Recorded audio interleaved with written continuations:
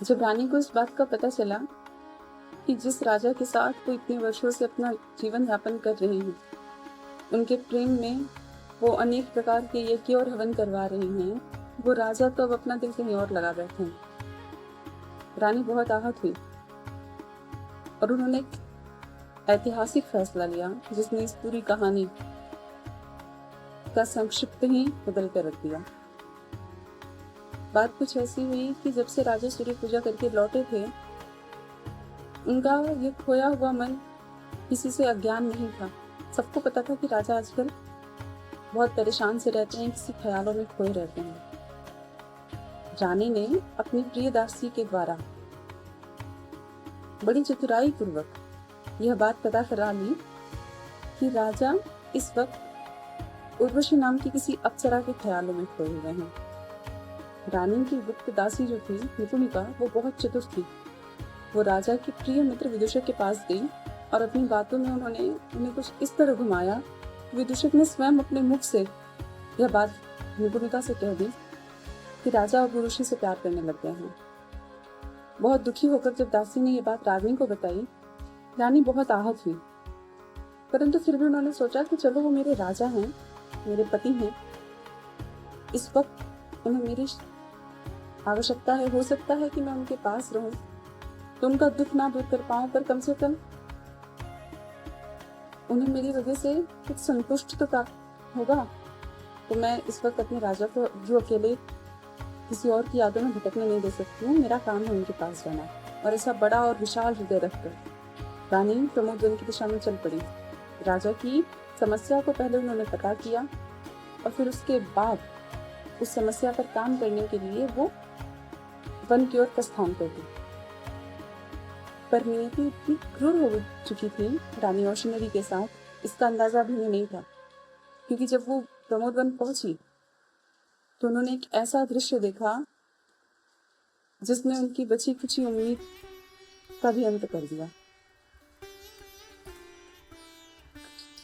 राजा जो अभी प्रमोदवन में बैठे थे और उर्वशी की यादों में खोए हुए थे, उनके जीवन का सारा रस, सारा प्रेम, सारा सुख उर्वशी के साथ ही उस दिन स्वर्गलोक चला गया था। उन्हें अब किसी बात की चिंता नहीं थी, न अपने रानी की, न प्रजा की।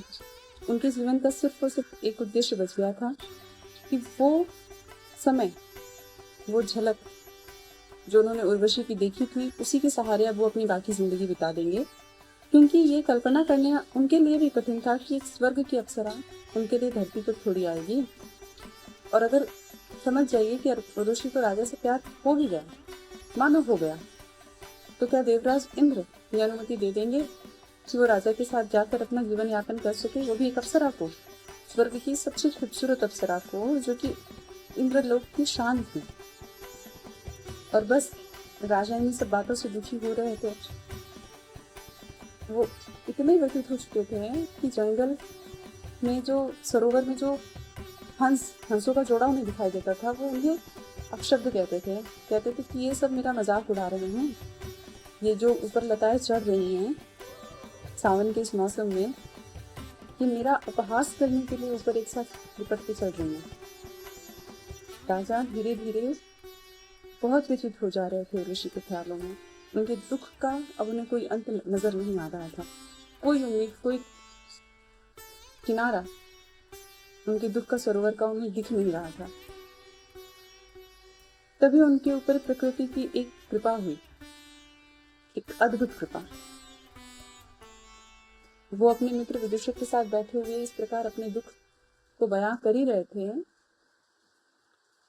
कि एक भोजपुत्र कहीं से उड़ता हुआ आ गया।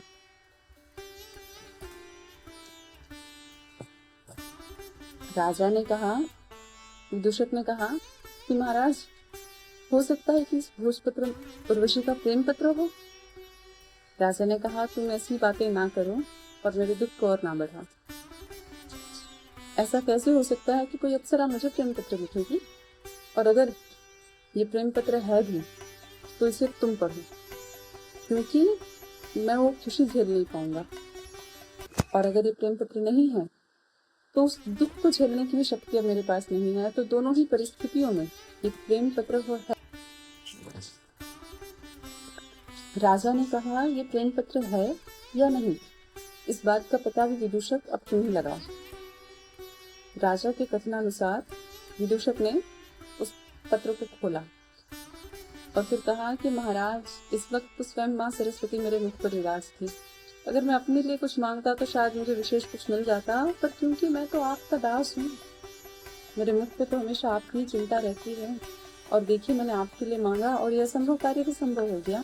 ये सचमुच देवी उर्वशी का प्रेम पत्र ही है। राजा की आंखों से प्रेम के वो विरल अश्रु बहने लगे, मानो समुद्र की मोती सारे उनकी आंखों में समाये हैं। बहुत खुशी पूर्वक उन्होंने उस प्रेम पत्र को लिया और राजा विदूषक ने वो प्रेम पत्र राजा को पढ़कर सुनाया। राजा का ये हाल दूर से खड़ी देख रही थी रानी देवी उर्वशी की सखी चित्रलेखा। अब चित्रलेखा जो है वो आई और उन्होंने राजा के इस विक्षिप्त से रूप को देखकर कहा कि राजा, ये आपने इतना क्या हाल बना रखा है। आप त्रिलोक विजयी राजा हैं, इतने महान प्रतापी हैं कि आपको देवराज इंद्र बुलाते हैं देवतासुर संग्राम में, और आप इस तरह अपना हाल कर रखे हैं। राजा ने कहा, देवी चित्रलेखा, आप इस तरह की बातें मत करिए। ये सारा हाल आपकी स्थिति के कारण हुआ है। इन्हीं की यादों में खो खो कर मैंने अपना ये हाल बना लिया है। ये सुनकर चित्रलेखा बहुत दुखी हुई और उन्हें इस बात का एहसास हुआ कि जिस प्रेम से अब तक उर्वशी तड़प रही थी, वही प्रेम राजा पुरुरवा को भी व्याकुल कर रहा है। पर बस अभी कुछ क्षण बीते थे इन सब वार्तालाप में कि प्रकृति की एक और कृपा हो गई राजा पुरुरवा पर। प्रकट हो गई स्वर्ग की सबसे खूबसूरत अप्सरा उर्वशी राजा के सामने। राजा को एक पल को यकीन ही नहीं हुआ। उन्होंने कहा कि ये कैसे संभव है। फिर ये भी संभव था क्योंकि प्रेम उर्वशी भी करने लगी थी राजा से, और वही चोरी छुपे ये सब कुछ देख रही थी। पर क्योंकि वो अप्सरा थी और वो स्वयं पहले अपने प्रेम का स्पष्टीकरण नहीं कर सकती थी, वो राजा के प्रेम को कबूलने का इंतजार कर रही थी कि सब राजा स्वीकार करें कि हाँ, मुझे भी प्रेम है तो मैं राजा के सामने आऊं। और जिस पल राजा ने स्वीकार कर लिया और उर्वशी ने इस बात का श्रवण कर लिया, उर्वशी राजा के सम्मुख आ गई और दोनों ऐसे मिले मानो पिछड़े प्रेमी एक दूसरे को देखने के लिए तड़पते हैं, उस विरह की अग्नि में जलते हैं। दोनों की आंखों से अश्रु निकल हुए हैं। बहुत प्रेम से, बहुत प्यार से अभी कुछ ही क्षण बीते होंगे, वो दोनों एक दूसरे को देख ही रहे होंगे, हल्की फुल्की बातें हुई होंगी। इतने में देवलोक से बुलावा आ गया, सारी अप्सराएं वापस आओ, भरत मुनि नाट्य कला की क्लासेस ले रहे हैं। अभी कोई नया डांस फॉर्म आया है, वो उर्वशी को सिखाना है और सारी अप्सराओं को सिखाना है। क्या करें बेचारे, वापस लौट पड़ी उर्वशी और चित्रलेखा राजा को फिर से उस दुख की अग्नि में धकेल कर। पर इस बार राजा के पास संतोष था। इस बार राजा खुश थे कि चलो, अब तो मुझे इस बात का पता चल गया है कि नहीं, उर्वशी भी मुझसे प्यार करने लगी है। अब क्या होगा। उर्वशी चली गई इंद्रलोक वापस।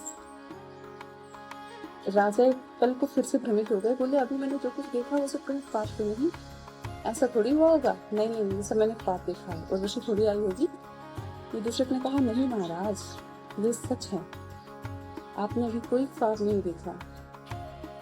यहाँ पे अभी उर्वशी देवी आई थी, आप दोनों ने बातें करी। राजा ने कहा, सत्य है तो दिखाओ मुझे वो प्रेम पत्र जो उर्वशी मेरे लिए लेकर आई थी। विदूषक ने कहा, जी महाराज, वो प्रेम पत्र तो मेरे पास ही है। पर विदूषक महाराज तो जो अपनी लापरवाही के लिए पहले से ही विख्यात थे, वो प्रेम पत्र पता नहीं खेल खेल में उन्होंने कहाँ घुमा दिया। अब जब उन्हें प्रेम पत्र नहीं मिला तो वो राजा से बहाने बनाने लग गए। विदूषक की इस लापरवाही की सज़ा अब राजा भुगतने वाले थे। वो प्रेम पत्र अब तय करने वाला था 3 जिंदगियों की कहानी, जो अब उन हाथों में लगने वाला था जहाँ उन्हें नहीं जाना चाहिए था।